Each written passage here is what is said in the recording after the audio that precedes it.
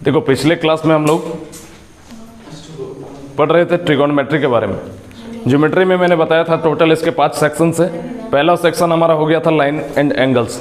दूसरा सेक्शन मैंने बताया था ट्रिगोनोमेट्री है। ट्रिगोनोमेट्री के अंदर टोटल 10 पॉइंट आते हैं। 10 पॉइंट में से पहला पॉइंट हमारा था बेसिक ऑफ ट्रायंगल, जो कि हो चुका था। ठीक है, उसके सारे रूल्स को हम लोगों ने समझ लिया था। और आज हम लोग जानेंगे इसका अगला point, point number 2। Total trigonometry के अंदर 10 सेक्शन में से पहला पॉइंट हो गया था।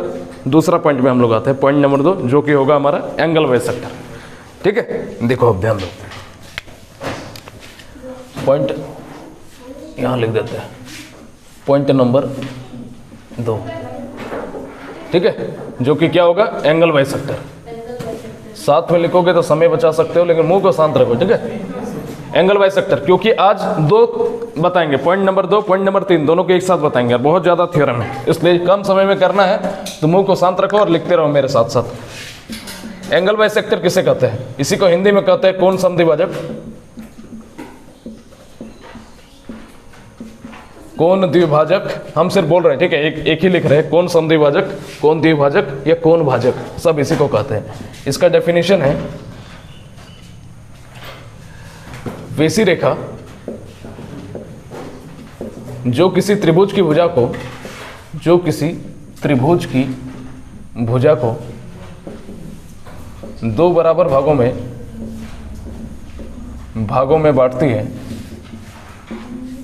बांटती है, सॉरी, त्रिभुज की कोण को 2 बराबर भागों में बांटती है, उसे एंगल बाइसेक्टर यानी कि कोण समद्विभाजक कहते हैं। कोण समद्विभाजक कहते हैं। कहने का मतलब क्या है, देखो ये एक ट्रायंगल है, कोई ना कोई इसका एंगल होगा। मैं इस एंगल को मान लेता हूँ 2 थीटा। तो यहाँ से एक अगर मैं एंगल बाइसेक्टर अगर ड्रॉ करता हूँ, तो ये क्या करेगा, एंगल को 2 बराबर भागों में बांट देगा, यानी कि ये भी हो जाएगा थीटा, ये भी थीटा हो जाएगा। ठीक है, आगे बढ़ते हैं। एंगल बाइसेक्टर या तो फिर ऐसे कोण समद्विभाजक, पॉइंट नंबर 2, कोण समद्विभाजक सामने वाली भुजा को उसी अनुपात में बांटती है,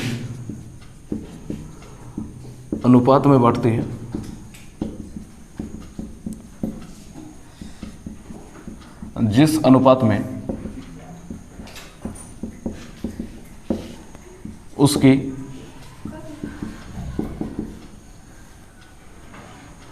सामने वाली भुजा को उसी अनुपात में बांटती है जिस अनुपात में उसकी भुजाएं हों। हाँ, एंगल बाइसेक्टर सामने वाले साइड्स को उसी रेशियो में बांटता है जिस रेशियो में उसकी साइड्स हो। ये रूल नंबर हमारा 2 है। ठीक है, रूल नंबर 2 है। कहने का मतलब क्या है, ध्यान दो इधर। जैसे कि ये एक ट्रायंगल है, यहाँ पे हम लोग इसका एंगल बाइसेक्टर ले लेते हैं, सामने वाले भुजा पर मिलेगा। तो कहने का मतलब क्या है, नाम दे देते हैं ए बी सी। ए के सामने ए, बी के सामने बी, सी के सामने सी। हमने ये कहा कि ये जो सामने वाला, इसको नाम दे देते हैं डी। ठीक है, तो ये जो भुजा का अनुपात जिस रेशियो में इसको बांटेगा, किस रेशियो में बांटेगा, कि जिस रेशियो में इसके साइड्स हो। कहने का मतलब ये है सी होगा, ये यहाँ से यहाँ तक का डिस्टेंस सी हो जाएगा, और यहाँ से यहाँ तक का डिस्टेंस क्या हो जाएगा, बी हो जाएगा। कहने का मतलब क्या है, और इस बात को अगर हम लोग डीपली अगर समझते हैं, एक बड़ा सा ट्रायंगल बनाते हैं। अब कोई ज़रूरी नहीं है कि एंगल बाइसेक्टर यही होगा, ये भी एंगल बाइसेक्टर है, ये भी एंगल बाइसेक्टर है, तीनों जगह से एंगल बाइसेक्टर निकलेगा। तो हम यहाँ से एक एंगल बाइसेक्टर लेते हैं। पहले नाम दे दो ए बी सी। ए के सामने स्मॉल है, बी के सामने साइड होगा स्मॉल बी, सी के सामने स्मॉल सी। ठीक है, ये एक एंगल बाइसेक्टर मैंने ले लिया, ये एक एंगल बाइसेक्टर मैंने ले लिया, ये एक एंगल बाइसेक्टर मैंने ले लिया। अभी मैं डिनोट नहीं कर रहा हूँ कि एंगल बाइसेक्टर है ये। ठीक है, हम सिर्फ यहाँ पर लिख देते हैं ए बी, यानी कि एंगल बाइसेक्टर। ये भी हमारा क्या है, एंगल बाइसेक्टर, और ये भी हमारा क्या है, एंगल बाइसेक्टर। ए बी यानी कि एंगल बाइसेक्टर। तो हमने बताया कि सामने वाले भुजा को उसी रेशियो में बांटता है जिस रेशियो में उसकी साइड्स हो। कहने का मतलब ये क्या हो जाएगा, सी अनुपात बी, है कि नहीं। यहाँ से यहाँ तक का डिस्टेंस सी, और यहाँ से यहाँ तक का डिस्टेंस क्या हो जाएगा, बी। फिर यहाँ पर भी देखो, यहाँ का साइड क्या है, ए, यहाँ का साइड क्या है, सी। तो ये वाला को बांटेगा किस में, ए अनुपात सी में। ठीक है। यहाँ पर देखो ये कंप्लीट बी है, कंप्लीट बी ना है, यहाँ से यहाँ तक का डिस्टेंस बी है, यहाँ से यहाँ तक का डिस्टेंस क्या है ए है, और यहाँ से यहाँ तक का डिस्टेंस क्या है सी है। तो बचा है ये वाला, तो ये वाला रेशियो क्या हो जाएगा बी अनुपात है कि नहीं, ऐसे लिख दो ए अनुपात बी। ठीक है, थोड़ा सा कंफ्यूजन हो रहा है, कोई बात नहीं, समझ जाओगे। जैसे मैंने लिखा है सेम टू सेम वैसे ही लिखते जाना। अब देखो अगला पॉइंट, ये रूल नंबर 2 था, रूल नंबर 3। और इसका अगर आपको प्रूफ चाहिए कि कैसे जो है सामने वाले भुजा को उसी रेशियो में बांटता है, मैंने बताया कि ज्योमेट्री में टोटल 10 पॉइंट है, 10 पॉइंट के अंदर प्रत्येक पॉइंट में कम से कम 7, 8 या 10 थ्योरम से, अब 10 थ्योरम करके मिलाओगे तो टोटल 70 को थ्योरम हो जा रहा है। अब दुनिया में कोई भी टीचर या पूरे इंडिया में कोई भी टीचर 70 का 70 थ्योरम को प्रूफ नहीं करवाया है, लेकिन मैं आप लोगों को स्क्रीनशॉट दे सकता हूँ, हमें आता है। लेकिन अगर 70 थ्योरम हम अगर पढ़ाने के लिए जाए तो 3 महीना ज्योमेट्री लगेगा, और मुझे नहीं लगता है कि 3 महीना आप लोग ज्योमेट्री में टिक पाओगे। ठीक है, 3 महीना आप थ्योरम ही बताओ कि एक थ्योरम 1 पेज का है, 70 थ्योरम 70 पेज का हो जाएगा, यानी कि पूरा 1 महीना से 15-16 दिन हमारा ले लेगा थ्योरम को ही प्रूफ करने में। तो स्क्रीनशॉट भेज देंगे आप लोगों को भी अगर चाहिए तो व्हाट्सअप नंबर हम लिख दे रहे हैं, या तो फिर टेलीग्राम का नाम बता दे रहे हैं, उस टेलीग्राम में ज्वाइन कर लेना, वहाँ पर थ्योरम जो है उसका PDF भेज देंगे। ठीक है, तो PDF आप लोगों को भेज दिए, आप लोगों को कैसे होगा वो अगर कर ले रहे हो खुद से तो ठीक है, नहीं अगर होगा तो हम एक दिन एक्स्ट्रा क्लास दे करके ओनली थ्योरम का क्लास रख करके प्रूफ करवा देंगे सारा। अब देखो रूल नंबर 3, रूल नंबर 3 क्या कहता है कि किसी भी त्रिभुज का तीनों एंगल बाइसेक्टर, किसी भी त्रिभुज का तीनों एंगल बाइसेक्टर, तीनों कोण समद्विभाजक जिस पॉइंट पर मीट करता है, जिस पॉइंट पर प्रतिच्छेद करता है, उसी पॉइंट को हम लोग कहते हैं अंतःकेंद्र। अंतःकेंद्र इंग्लिश में इसको कहते हैं इन सेंटर। ठीक है, तो यही आएगा डेफिनेशन, पूछेगा कि अंतःकेंद्र किसे कहते हैं, पूछ देगा, लिख देना। क्या लिख दोगे, किसी त्रिभुज के तीनों angle bisector, Hindi English mix कर रहे हैं, आसान होगा याद करने में, तीनों एंगल बाइसेक्टर जिस पॉइंट पर मिलते हैं या प्रतिच्छेद करते हैं, जिस पॉइंट पर मिलते या प्रतिच्छेद करते हैं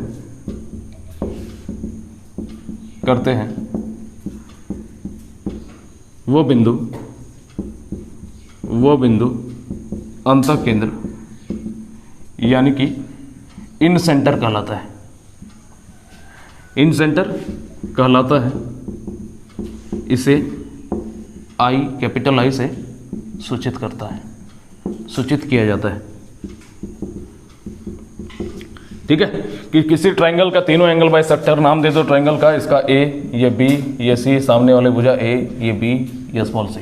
ठीक है, तो जिस पॉइंट पर तीनों में आकर के मिल जाता है उसी को हम लोग क्या कहते हैं, अंतःकेंद्र कहते हैं। ये तीनों क्या है, एंगल बाइसेक्टर है। अब और इसको हम लोग क्या लिखेंगे, यहाँ पे कंप्लीट को आई लिखेंगे, इस डॉट को, इस यह बिंदु क्या है, आई है, इसे कैपिटल आई से सूचित करते हैं। इसके अलावा क्या होगा इसमें, देखो अब सवाल कभी भी पूछेगा कि ए आई से आई ए का लेंथ, ठीक है, यहाँ से यहाँ तक का डिस्टेंस और यहाँ से यहाँ तक का डिस्टेंस का रेशियो हम लोगों से पूछेगा, वो हमारा होता है, जब यहाँ से यहाँ तक का डिस्टेंस अगर पूछेगा तो दोनों का सम b + c, और जब ओनली आई ए पूछेगा तो ये हमारा होगा ये। ठीक है, ऐसा क्यों होगा, ये अलग क्यों होगा अभी मैं बताऊंगा। इसका प्रूफ भी आप लोगों को, मैं बोला कि मैंने प्रूफ नहीं करूंगा, ये सब कोई भी चीज़ में प्रूफ नहीं करूंगा, क्योंकि आपको एग्जाम सेंटर में प्रूफ करने के लिए नहीं पूछेगा, आपको मुंह जबानी याद करना है। और ज्योमेट्री और मेंसुरेशन का पूरा खेल है आपको याद करने के ऊपर, यहाँ पर आपको रटना पड़ता है एडवांस मैथ। हम बोलते हैं कि आपको रटना नहीं है, आपको समझना ही है। हम सारा थ्योरम का प्रूफ दे रहे हैं, हम कहाँ बोल रहे हैं कि नहीं दे रहे, हम बस ये बोल रहे हैं कि अगर थ्योरम का प्रूफ भी करने को हम तैयार हैं, लेकिन समय लग जाएगा, 3 महीना लग जाएगा ज्योमेट्री पढ़ाने में, क्योंकि टोटल कम से कम ओवरऑल मुझे लगता है 150-200 थ्योरम होगा, और 150-200 को प्रूफ करना आप खुद समझ सकते हो कि कितना टाइम टेकन होगा। मुझे कोई दिक्कत नहीं है, लेकिन कोशिश किया करो, मैं सोर्स बता दूंगा कहाँ से समझ सकते हो, या तो मैं खुद ही समय देने के लिए तैयार हूँ, लेकिन बस मैं ये वाला चीज़ हम आराम से बता सकते हैं कि ये वाला कैसे आया, ऐसे ही आया। देखो ये तो एक ट्रायंगल बन रहा है, ये इसका हाइट है कि नहीं, तो अभी आप समझ जाओगे। अभी इसके बाद जो बात पॉइंट बताएंगे उससे आप समझ जाओगे कि किसी ट्रायंगल के एरिया का रेशियो वही होता है जो उसकी बेस का रेशियो होता है, किसी ट्रायंगल का क्षेत्रफल का अनुपात वही होता है जो उसके आधार का अनुपात होता है। अभी आपको पता चलेगा। दूसरा देखो, अगर कभी लेंथ पूछ देगा बी आई से लेकर के आई बी तक का, ठीक है, आई बी नहीं है, यहाँ पे नाम देना पड़ेगा, डी ई एफ, रुको, क्योंकि वो तो भुजा है ना, तो ये क्या हो जाएगा आई डी, ये क्या हो जाएगा ई माना है ना। देखो कभी भी लेंथ अगर पूछ देगा बी आई और आई का अगर रेशियो हम लोगों से पूछ देगा तो बी आई का लेंथ क्या हो जाएगा ए + सी अनुपात बी। ठीक है, कभी भी इधर पूछ देगा सी आई और आई सी, CI से IC तक का लेंथ अगर पूछ देगा तो क्या हो जाएगा A+B अनुपात C। कोई दिक्कत है? कहाँ पर आई है? अच्छा IF लिखना है ना, हाँ ठीक है। IF इसका रेशियो हो जाएगा A+B अनुपात C। कोई दिक्कत यहाँ तक? तो इतना नोट करो, फिर आगे बढ़ते हैं। देखो आगे देखो, रूल नंबर 3 बताया ना, रूल नंबर 4 मैंने अभी बताया। सबसे पहले तो एक त्रिभुज बनाओ, बढ़िया सा बनाना होगा, वीडियो है इसलिए बढ़िया सा बनाना पड़ेगा। ABC, ठीक है। एक मैंने ट्रायंगल बना लिया। यहां पर मैंने आपको बताया कि यहां पर क्या होता है, अंतः केंद्र होता है, अंतः केंद्र होता है।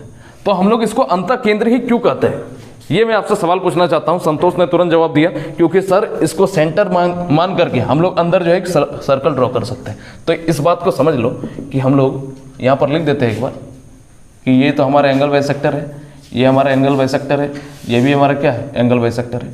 तो तीनों एंगल बाइसेक्टर जहां पर मीट करता है उसी को हम लोग क्या कहते हैं, अंतः केंद्र कहते हैं, इन सेंटर कहते हैं, है कि नहीं। तो हम लोग यहाँ पे लिख देंगे कि इसे अंतः केंद्र इसलिए कहते हैं क्योंकि त्रिभुज के अंदर सभी भुजाओं का स्पर्श करते हुए, सभी भुजाओं को स्पर्श करते हुए सर तीनों बिंदुओं को सर, रुको ना, सभी भुजाओं का स्पर्श करते हुए एक वृत्त बनाना संभव है, वृत्त बनाना संभव है। और हमें पता चलेगा कि जब देखो ये ट्रायंगल है, तीनों एंगल बाइसेक्टर जिस पॉइंट पर मीट किया उसे को हम लोग अंतः केंद्र कहते हैं। अब अगर अंतः केंद्र है और मैंने बताया कि अंदर में वृत्त भी हम लोग बना सकते हैं, तो वृत्त बन गया, अंदर में केंद्र है यानी कि अंदर में त्रिज्या भी होगा। अरे वृत्त है यानी कि त्रिज्या भी होगा। तो हम लोग यहाँ पे सर्कल एक पहले ड्रॉ कर देते हैं, ठीक है।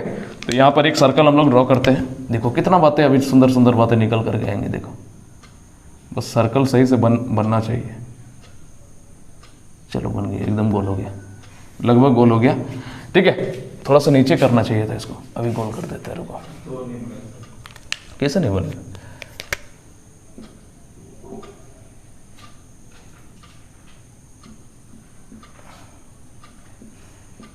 चलो हो गया, ठीक है।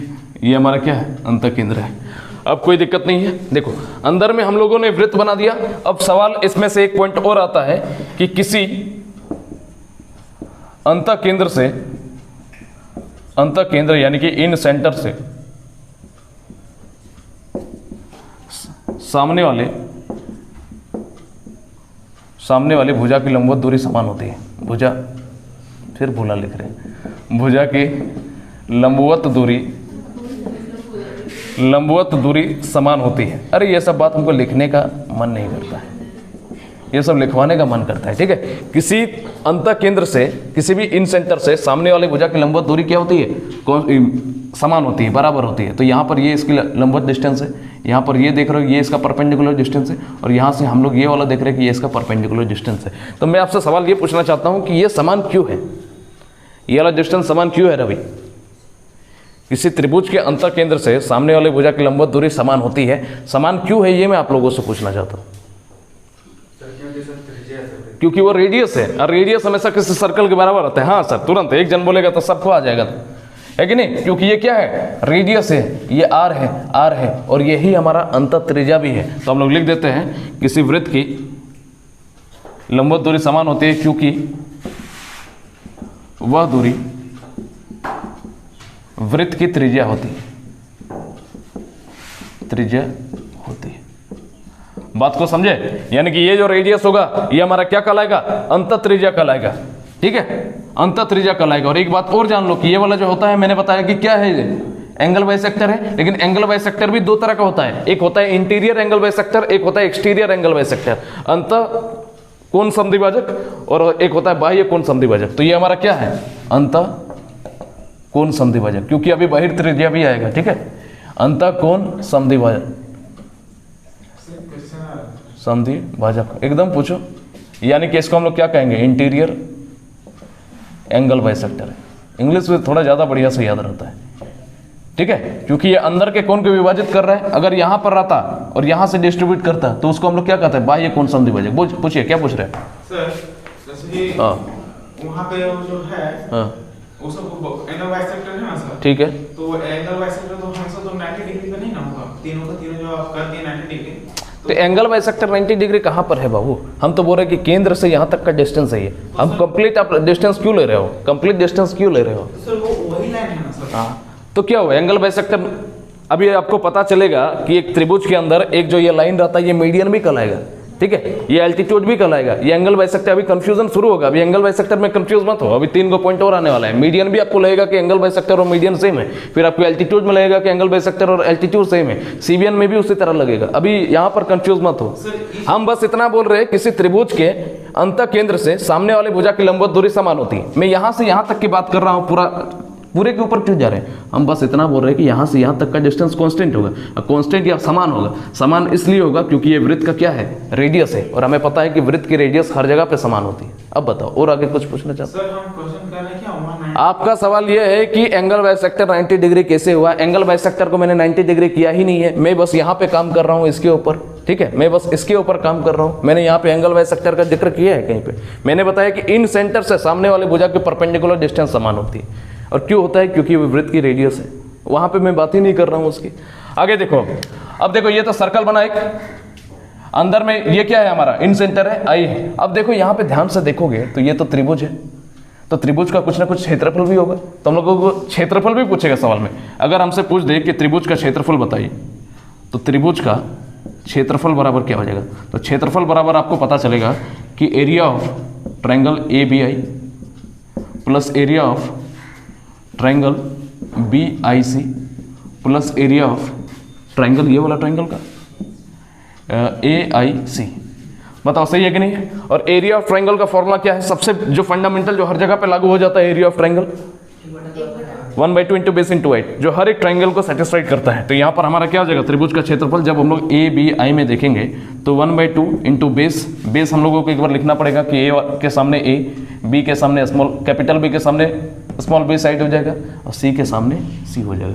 यानी कि ये भुजा, ये बेस क्या हो गया A, ये हो गया B, ये हो गया C, कोई दिक्कत नहीं है। अब देखो एरिया ऑफ ABI, ये वाला त्रिभुज का हम लोग एरिया फाइंड कर रहे हैं। तो 1/2 इसका बेस क्या है, C, बेस इंटू हाइट, और यहाँ पे देखोगे इसका हाइट क्या है, R है।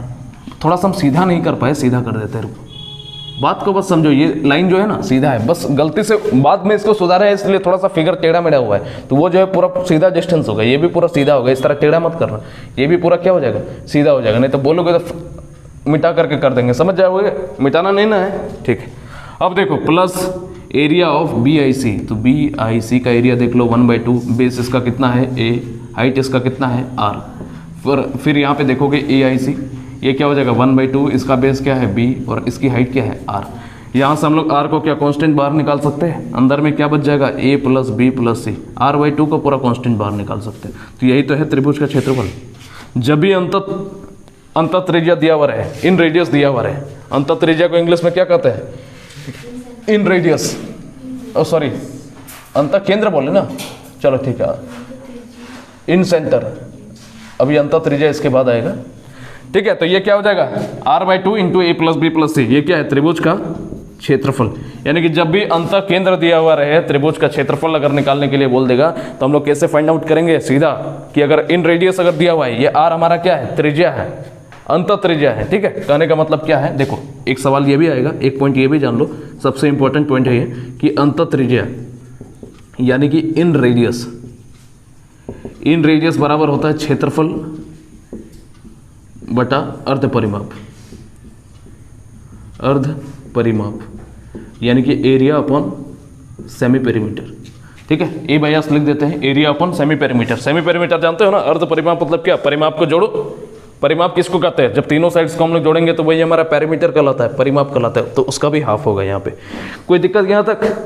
अब देखो एक सवाल क्या आता है, इसी में एक सवाल ये आता है, देखो एक पॉइंट हम लोगों को ये जानना है कि अगर एक राइट एंगल ट्रायंगल में लिख देते हैं, यदि एक राइट एंगल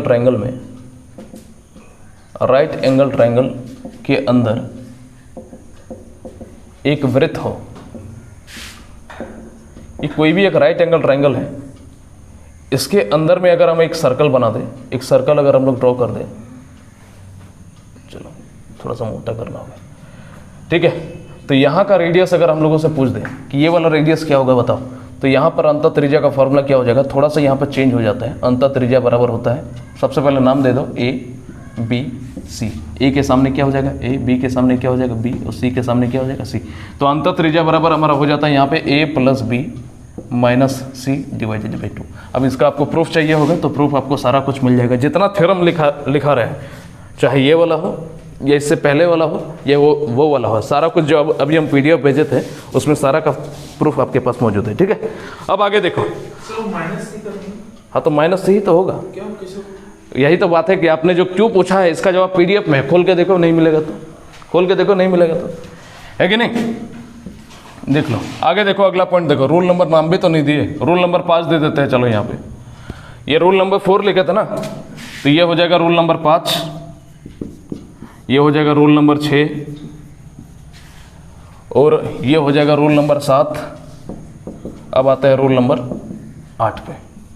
रूल नंबर 8 क्या होगा, बहुत बढ़िया पॉइंट है। देखो, एक यदि कोई ट्रायंगल है और इसका एंगल बाइसेक्टर ये होगा, है ना, ये इसका एंगल बाइसेक्टर है, ये इसका एंगल बाइसेक्टर है, और ये वाला पॉइंट हमारा क्या है, इन सेंटर है। पूरा कंप्लीट हम ड्रॉ नहीं कर रहे हैं, ठीक है, यहाँ वाला हम हाइड कर रहे हैं, ये ए बी सी, ठीक है। तो अगर हम लोगों से ये वाला एंगल पूछे, अगर हम लोगों से सिर्फ ये वाला एंगल पूछे, हम लिख देते हैं कि एंगल बी आई सी ये होता है हमारा 90 degree plus half of angle ए।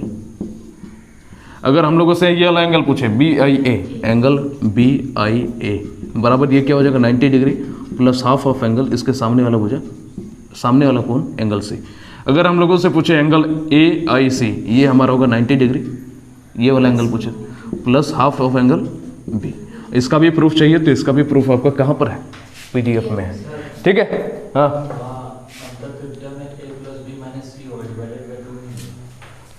अच्छा, हाँ a plus B minus C divided by 2 ही होता था ना। अच्छा दूसरा जगह वाला है, देखिए जरा, नहीं कैसे नहीं होता है, होता तो है,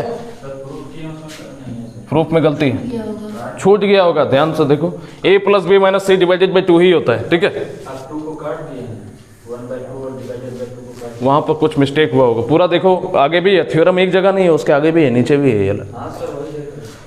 चलो ठीक है, देख लेंगे, यहाँ तक किसी को कोई दिक्कत नहीं है। चलो इतना उतारो, उसके बाद हम लोग जानेंगे अभी एक्सटीरियर एंगल बाइसेक्टर के बारे में।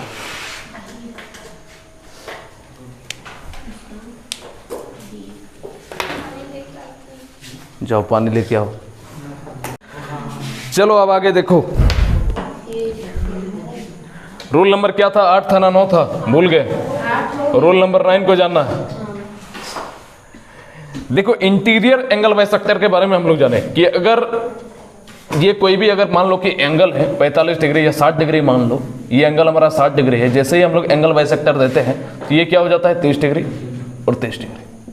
तो ये वाला जो है लाइन, इसको हम लोग क्या बोलते हैं, interior angle bisector, interior angle bisector. Hindi में इसको क्या कहेंगे, अंतः कोण समद्विभाजक, या तो अंतः कोण द्विभाजक, या तो अंतः भाजक, कुछ भी बोल सकता है। तो ये तो इंटीरियर वाला हुआ। एक इस तरह का भी एंगल बनेगा, मान लो कि ये है, ये एक ट्रायंगल है, यहाँ पे ये तो हमारा एक्सटीरियर एंगल बनेगा। मान लो कि ये 30 है, ये 20 है। हमें इतना पता है कि ये वाला एंगल क्या होगा, सम ऑफ इंटीरियर अपोजिट एंगल। ये ना होता है अंतः, इतना हिंदी तो हमको बड़ा अजीब लगता है इसका, कि अंतः कोणों का योगफल का बराबर ही हमारा क्या हो जाएगा, बहिष्कोण हो जाएगा। यानी कि ये तो हमारा 50 डिग्री का एंगल बनेगा। और यहाँ से अगर हम एक लाइन अगर खींचे तो यही वाला लाइन हमारा क्या कहलाएगा, exterior angle bisector, angle bisector यानी कि बहिर्कोण समद्विभाजक, ठीक है। कोई दिक्कत नहीं है, डेफिनेशन लिखाने की जरूरत नहीं है। तब इसको काटेगा किसमें में, बस वही सेम प्रॉपर्टी, इसको 25 और इसको 25 में काटेगा। हम आपको ये बताना चाहते हैं किसी ट्रायंगल का तीनों, जिस तरह से हमें पता चला कि तीनों एंगल बाइसेक्टर को जब हम लोग मिलाते हैं तो केंद्र में बनता है, उसको हम लोग अंतः केंद्र कहते हैं, इन सेंटर कहते हैं। इसी तरह अगर बाहर बाह्य केंद्र होता है तो बाह्य केंद्र अगर एक जगह मीट करेगा तो उसको हम लोग क्या कहेंगे, बहिर्केंद्र कहेंगे। बात समझे? कहने का मतलब क्या है, देखो ये वाला प्रॉपर्टी अब हम लोग समझेंगे। ये देखो ये एक ट्रायंगल हो गया, ये इसका बाह्य कोण, ये हमारा एक्स्ट्रा, इसको आगे बढ़ा सकते हैं, इसको हम लोग आगे बढ़ा सकते हैं, यहाँ तक किसी को कोई दिक्कत नहीं है। अब देखो कहने का मतलब क्या है, एक्सटीरियर एंगल बाइसेक्टर किसको कहेंगे? ये तो हमारा बाह्य कोण होगा, ये भी हमारा बाह्य कोण होगा, ये दोनों जहाँ पर मीट करेगा, ये दोनों जहाँ पर मीट, ये इसका एंगल बाइसेक्टर, ये इसका एंगल बाइसेक्टर।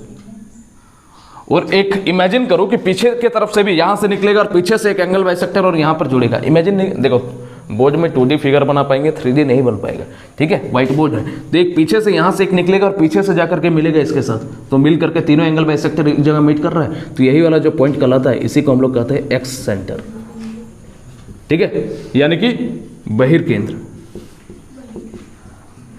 बात समझे? जैसे कि हम लोग अंतः केंद्र जाने थे, उसी तरह हमारा क्या होता है, एक्स सेंटर होता है। ये वाला जो लाइन है इसको हम लोग क्या कहेंगे, एक्सटीरियर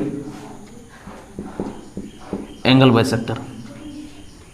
अब सेम बात कि इसको हम लोग बहिर्केंद्र ही क्यों कहते हैं, क्योंकि वहां पर जिस तरह से हम लोग तीनों वर्टिसेस को टच करते हुए एक सर्कल खींच पा रहे थे, यहाँ पर हम लोग इसको, यहाँ पे इन तीनों वर्टिसेस को टच करते हुए एक सर्कल ड्रॉ कर पाएंगे इस तरह से। बात समझे? और तब ये हमारा क्या होगा, रेडियस का काम करेगा। तो रेडियस अगर काम कर रहा है तो अंतः केंद्र था वहाँ पर, यहाँ पर रेडियस है, यहाँ यानी कि बहिर्केंद्र भी होगा, तो बहिर्केंद्र एक होगा, उसको भी लिख लो,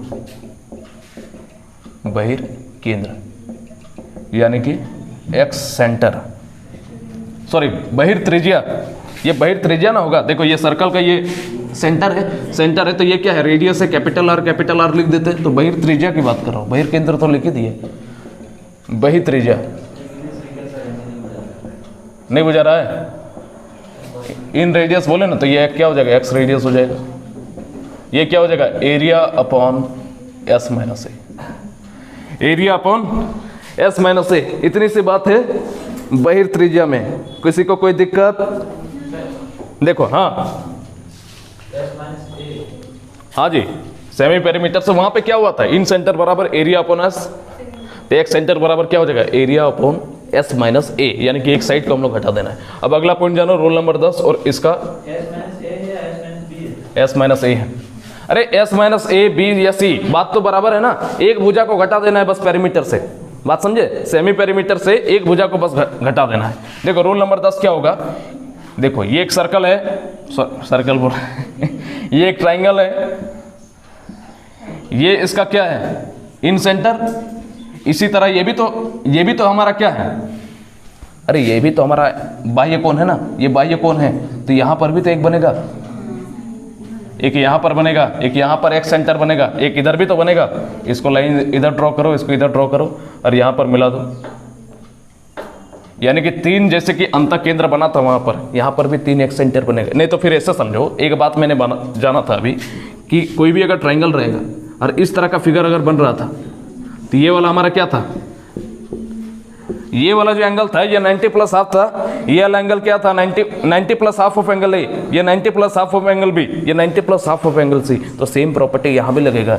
ये वाला एंगल क्या कहलाएगा, 90 degree minus half of angle A, ये वाला एंगल क्या होगा, 90 degree plus half of angle B, और ये वाला एंगल हो जाएगा 90 degree plus half of angle C. याद करना पड़ेगा, मुश्किल है क्या, बोलिए? माइनस इसलिए करेंगे क्योंकि वहां पे अंदर में था, यहाँ पर बाहर में है, और ये वाला थ्योरम हम लोग प्रूव कर चुके हैं।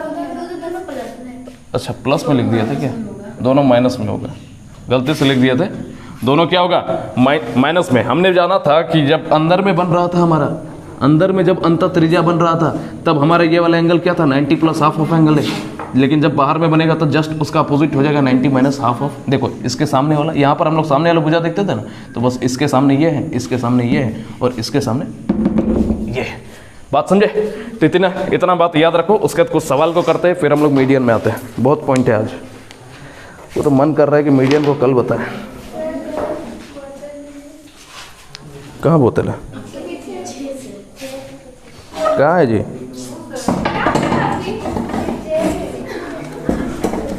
देखो 4 गो सवाल है, ये चारों सवाल को आपको बताना है। अभी जितना थ्योरम में बताया उसी पर बेस्ड सवाल है। पहला सवाल है कि दिए गए चित्र में AI अनुपात ID का मान हमें निकालना है। कैसे निकालेंगे बताओ। अभी हम लोगों ने एक पॉइंट जाना था कि जब भी इन सेंटर का केस हो तो यहाँ से यहाँ तक का डिस्टेंस क्या होता है, यहाँ से यहाँ तक का डिस्टेंस और यहाँ से यहाँ तक का डिस्टेंस का रेशियो क्या होता है। अभी हम लोगों ने जाना था कि दोनों रेशियो का, दोनों साइड का सम और ये वाला यहाँ से यहाँ तक का डिस्टेंस क्या होता है, ये जो सामने वाला जो आधार होता है उसी के रेशियो के बराबर आता है। कहने का मतलब क्या है कि ये क्या हो जाएगा हमारा, लिख देते हैं कि A + B अनुपात C, यही ना होगा। ये दो साइड का सम और ये हमारा सामने वाला हो जाए, तो ये हमारा क्या हो जाएगा बताओ, A + B कितना हो जाएगा। नहीं तो ऐसे ही लिखो, सीधा समझो ना, 5 + 4 कितना हो जाएगा 9, और ये क्या हो जाएगा 6। दोनों का रेशियो काट करके लिखोगे तो 3 3 9, 3 2 6, 3 2 हमारा आंसर हो जाएगा। ये सवाल देखो जिसमें थोड़ा सा वहाँ पे मैंने बताया था क्या, कोई भी अगर राइट एंगल ट्रायंगल के अंदर, कोई भी राइट एंगल ट्रायंगल के अंदर अगर सर्कल ड्रॉ किया जाए और उसका रेडियस अगर हम लोगों से पूछा जाए, अगर उसका रेडियस पूछा जाए तो मैंने बताया था A + B - C / 2, उस 2 को काट दो, ठीक है, वो गलती से था। रेडियस बराबर क्या हो जाएगा A + B - C, ओनली बस इतना। तो यहाँ पे दे दो कुछ, हमें पता चल रहा है 3 4 5 अगर साइड दिया हुआ है तो हमें क्या पता चल रहा है, रख दो 3 4 5, थोड़ा सा दूसरा देना चाहिए था, 3 4 5 नहीं सही है।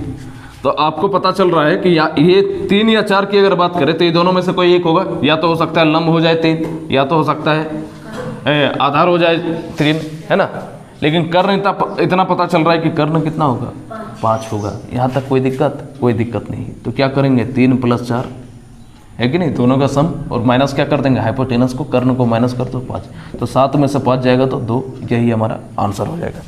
आगे देखो दिए गए चित्र में, अच्छा चित्र ही नहीं बनाए,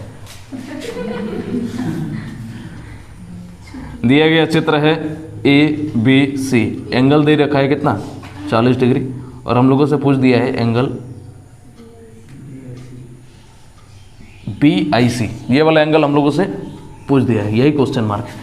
तो इसको कैसे निकालेंगे, मैंने बताया था प्रॉपर्टी कि कभी भी अगर अंतः केंद्र बनेगा तो ये वाला एंगल क्या होता है 90 degree + half of angle A। तो हम लोग लिख देंगे एंगल BIC बराबर 90 डिग्री + हाफ ऑफ एंगल क्या A, यानी कि 40 डिग्री। इसको काटोगे 20 बार में 90 20 कितना हो जाएगा 110 डिग्री। अब देखो ये वाला सवाल कोई बताओ तो कैसे बनाओगे, आइडिया बताओ हमको। कि सवाल है कि एंगल BIC का मान दे रखे है 135, हम लोगों को निकालना है एंगल A का मान। तो सर उसमें हाँ तो बोलो ना, तो कैसे करेंगे sir 90 degree + half of angle A = 90 degree + half of angle A = 135, बहुत बढ़िया। हाफ ऑफ एंगल A बराबर क्या, 90 में से 135 घटाओगे तो 45, तो एंगल A बराबर क्या हो जाएगा 90 डिग्री। एंगल A जैसे ही हमको 90 डिग्री मिला, ठीक है, जैसे ही हमको 90 डिग्री मिला, हमें अगर पूछ देगा कि त्रिभुज क्या है तो ट्रायंगल बराबर हम लोग लिख देंगे क्या, राइट एंगल ट्रायंगल, समकोण त्रिभुज है। क्योंकि हमें पता है कि जब भी ट्रायंगल के अंदर 90 डिग्री का एंगल यानी कि त्रिभुज क्या होने वाला है, समकोण त्रिभुज होने वाला है, ठीक है। तो इतना नोट करो। आज की क्लास को यहीं समाप्त करते थे। मैथ्स में अभी आगे पढ़ना है, हम सोचे थे मीडियन भी खत्म हो जाएगा लेकिन नहीं होगा।